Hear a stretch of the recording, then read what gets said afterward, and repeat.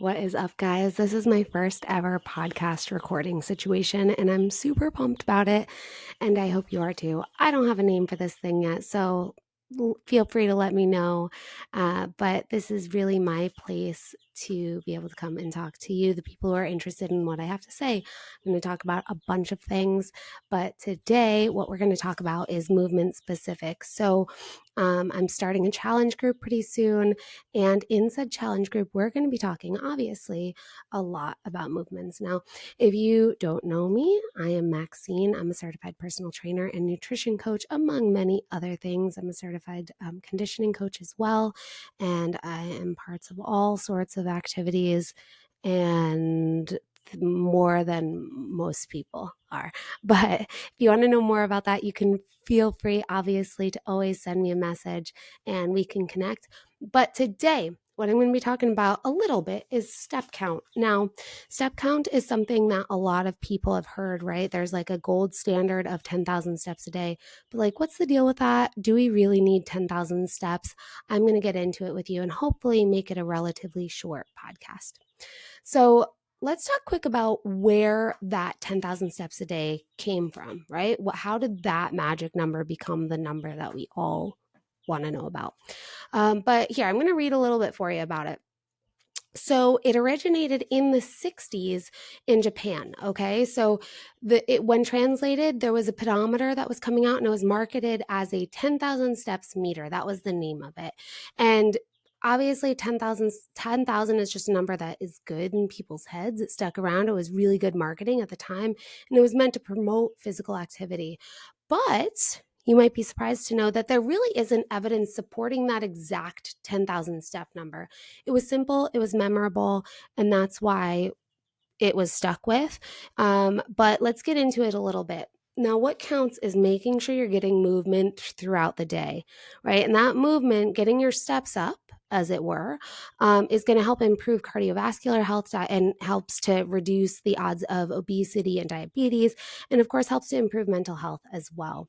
So, there is reason to have movement throughout your day. Maybe that's with a 10,000 step count rather, but there are other things as well. So I'm going to get into a study here with you done. It's the NHANES study, the National Health and Nutrition Examination Survey. That study examined the relationship between step count and mortality risk. It found that even individuals who walked around 5,000 steps a day had lower mortality rates compared to those who were sedentary. And that's an important distinction, right? So compared to those who are sedentary, every increase in step count up to 7,500 steps a day was associated with additional health benefits, but the mortality rate continued to decline at a slower rate beyond that point. So beyond 7,500 steps, there was increased health benefits, right? But when you're talking about mortality rate specifically, it slowed down again. So that suggests that lower step counts still can offer health benefits. Participants also engaged in other forms of exercise in addition to their step count. I wanted to make sure I included that because this wasn't just people who, did nothing else. Right? That's really important.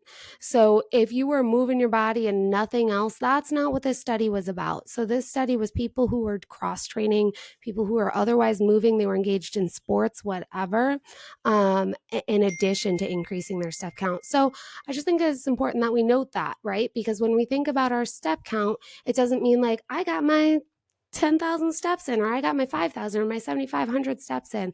And so I'm good. Like, you're not Gucci just because that's what you did, right? So, at least according to the studies, it's of course always helps. You want to make sure you're doing as much as you can, as much movement as you can. And maybe that's all you could do for that day is getting in your 5,000 steps, your 7,500 steps, 10,000 steps, even better yet, right? But that's not it. So, that's one of the studies that I wanted to touch on here. There's a number of studies that talk about this, but I think that one was the most easy to relate and the most obvious. So, what does that mean? It means that the important thing is to find a level of physical activity that is sustainable for you and contributes to your overall health and well-being. So, when we talk about having a step goal, right? Maybe if you have a weight loss goal and you're working with me, we increase our steps because we're working towards a weight loss goal.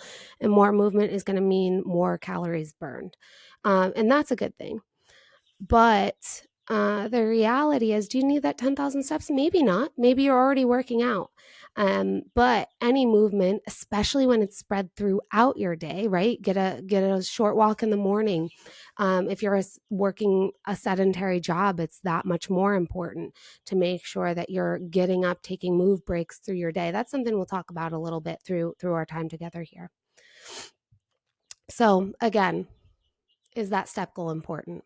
I'm going to go through a few important points here, things that step goals can help with. So, number one, you're getting that additional activity in there. Even if you're exercising, reaching a step goal can ensure that you're staying active throughout the day, which of course has its own benefits beyond those important structured exercise sessions, like I mentioned before. So you're getting extra movement. And especially, like I said, if you have a fat loss goal, there's so many goals where this can be applied, but getting that step goal is a good thing because it's going to give you additional movement beyond what you're already doing with your structured exercise. That structured exercise maybe is only 1 to 2 hours a day, right? Whereas if you're moving throughout your day, making yourself move throughout the day is going to be really important with that step goal. It's going to be good for cardiovascular health. So getting more steps through the day it contributes to good cardiovascular health. And that's whether you're doing structured exercise or not. It helps in maintaining a healthy heart rate and blood pressure. Moving on, metabolic health. Regular activity, including walking, helps to regulate blood sugar levels and improves insulin sensitivity, which is important for overall metabolic health. Now, there's lots of really basic things, guys, that's going to help you to get to a really good metabolic health. I mean, even drinking an appropriate amount of water, sleeping appropriately is all going to increase your metabolism. It's the basic stuff. So, keeping moving throughout the day, again, even if you're exercising, really important to metabolic health.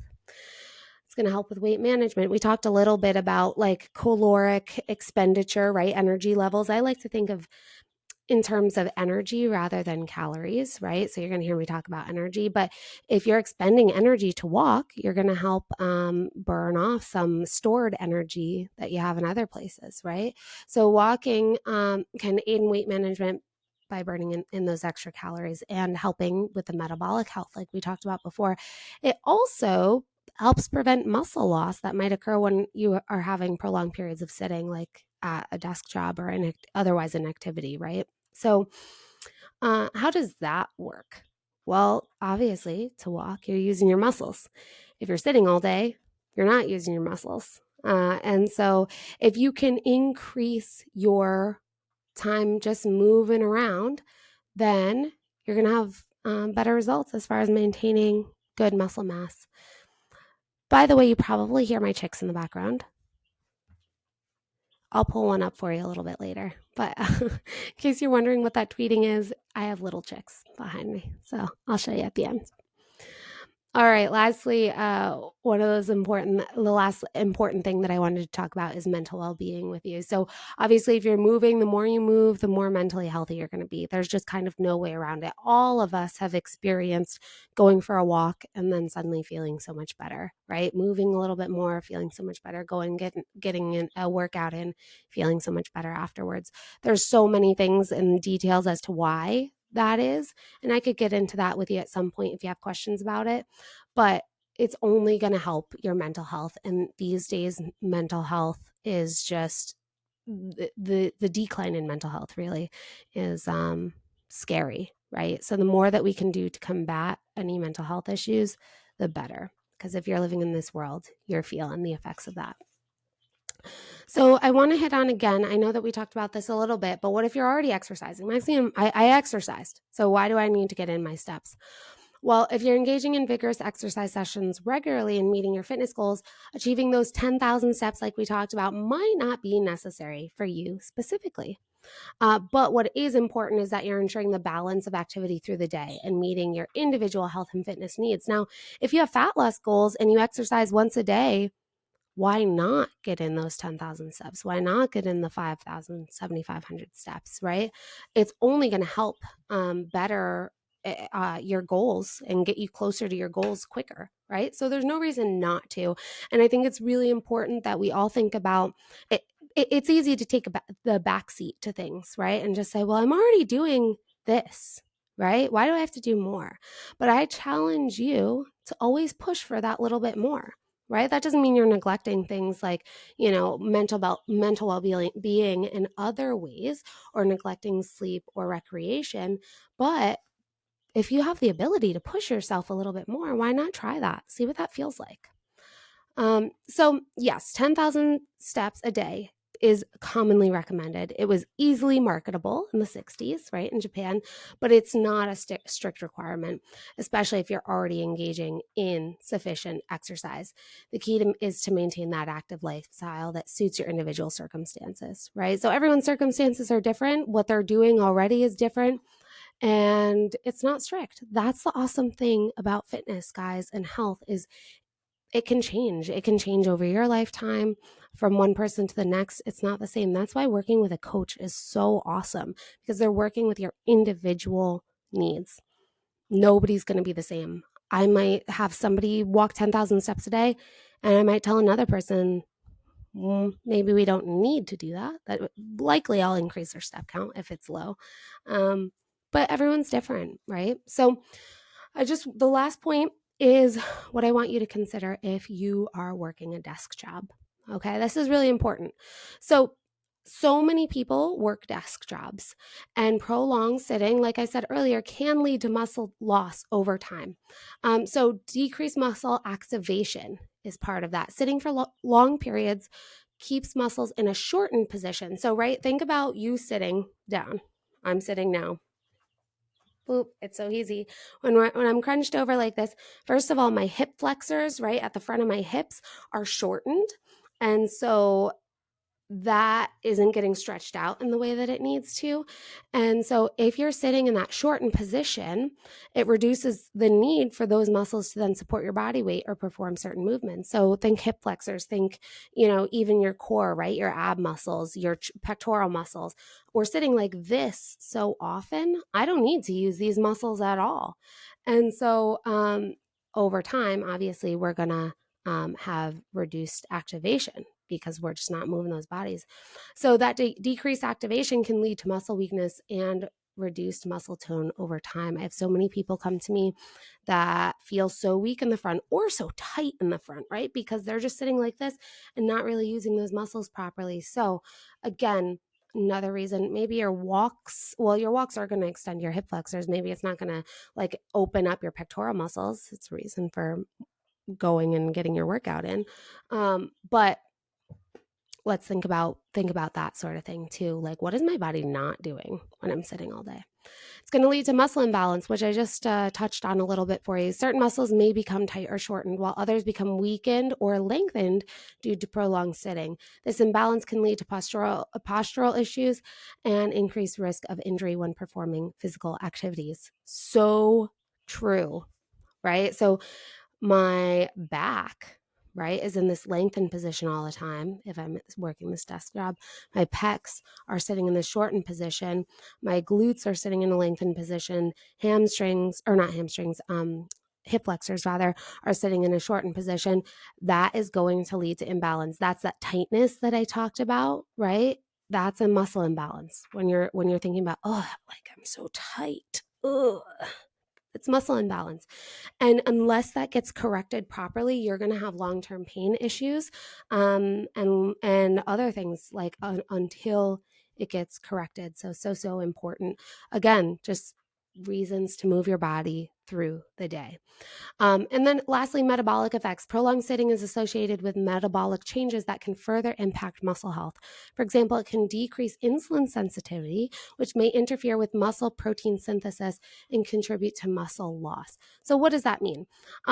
If you have decreased insulin sensitivity, basically meaning your body is not regulating sugars properly, you end up with muscle protein synthesis issues, right? Your body's not regulating the way it absorbs protein properly. And then if your body's not regulating protein properly, then you're going to end up with muscle loss, which is the last thing that you want. Again, Having a bigger muscle mass is going to help you so much with long-term health, right? We're thinking, how strong can you be when you're 80 years old, 90 years old? That's what you want to be thinking of, because I'll tell you, when you are 80 years old and trying to put on muscle, then it's too late. The best you can do is try to prevent further muscle loss, right? And so now is the time to make sure that your body is fully functioning properly, just to make sure you have enough muscle on there. So with that, I recommend, and it's generally recommended, that if you are working a desk job, you stand up and stretch regularly. Take some short breaks to go out for a walk. You can, keep a yoga mat or something in your office. Engage in strength training exercises to maintain muscle mass and function. But it is also recommended to take breaks every half an hour to an hour for a little bit of movement, right? Maybe that's standing up, stretching the body out, right? Those are some things that we can go through if you're interested. We can go through a little short, stretching routine. But if you can get out a couple times a day just to move your body away from this desk job, that's going to be so imperative. So in conclusion, guys, do you need to get 10,000 steps? No. Should you get 10,000 steps? Maybe. It depends on what your individual goals are. But if you're getting around 5,000 to 7,500, again, there's lower mortality rates. There's tons of increased health benefits. So there's all the reason in the world to up your step count. So what I'm going to challenge you to do is take a look at what have your steps been in recent history, right? On average.